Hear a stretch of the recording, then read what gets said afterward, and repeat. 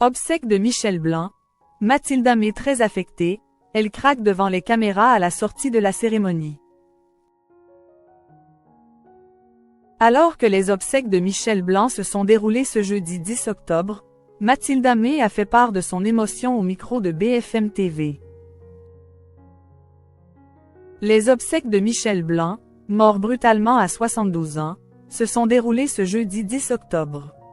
De nombreuses personnalités ont fait le déplacement afin de lui rendre un dernier hommage.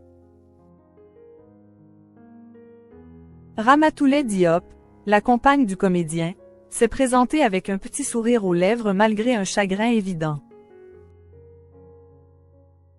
Elle a affiché un visage souriant à l'image de son compagnon et aimait cultiver la bonne humeur dans la vie comme dans ses films. La fiancée de Michel Blanc avait récemment confié à Marianne qu'elle avait fait une requête concernant le déroulement de la cérémonie.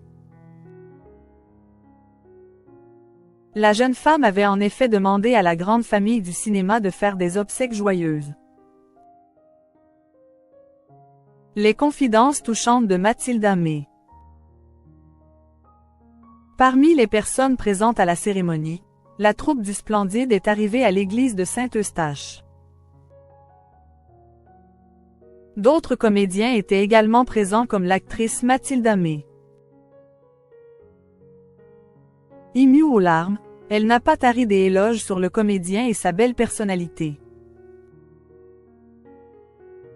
Il était affectueux, fidèle, brillant, sensible, a confié l'actrice Mathilda May au micro de BFM TV à la sortie de la cérémonie. Et de poursuivre, il était aussi très proche de ses amis. Mathilda May reconnaît qu'elle doit beaucoup à Michel Blanc. Il a été un précieux soutien à plusieurs moments de sa vie. Il fait partie de mon histoire et sans lui, je ne sais pas si j'aurais réussi à être une jeune fille projetée comme ça dans le monde du cinéma, a-t-elle révélé. Le décès de l'acteur Michel Blanc. Alors que plusieurs centaines d'admirateurs étaient attendus pour honorer la mémoire de l'acteur, une retransmission sonorisée de la cérémonie a été prévue sur le parvis de l'église. Les fans de Michel Blanc ont donc eu la possibilité de suivre cette cérémonie émouvante.